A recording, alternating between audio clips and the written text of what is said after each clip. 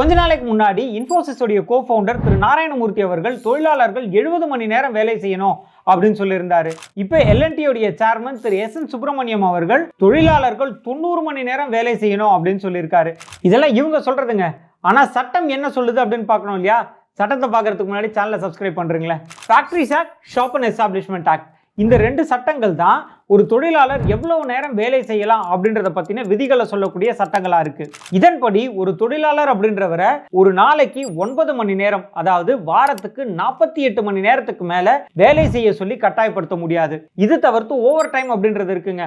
அந்த ஓவர் டைமுமே பாத்தீங்கன்னா ஒரு வாரத்துக்கு 12 மணி நேரம் தான் ஓவர் டைம் கொடுக்கணும். இதெல்லாம் சேர்த்து பார்த்தோம் அப்படின்னா 48 மணி நேரம் பிளஸ் 12 மணி நேரம் எல்லாத்தையும் சேர்த்து ஒரு தொழிலாளரை 60 மணி நேரத்துக்கு மேல வேலை செய்ய சொல்லி கட்டாயப்படுத்துறதுக்கு சட்டம் அனுமதிக்காது. அதை மீறி நம்ம வேலை செய்ய சொன்னோம் அப்படின்னா இதுக்கான தண்டனை ஃபேக்டரிஸ் ஆக்ட் என்ன சொல்லுது அப்படின்னா 1 லட்சம் ரூபாய் பெனாலிட்டி. இது தவிர்த்து கிட்டத்தட்ட 1 வருடம் சிறை தண்டனை.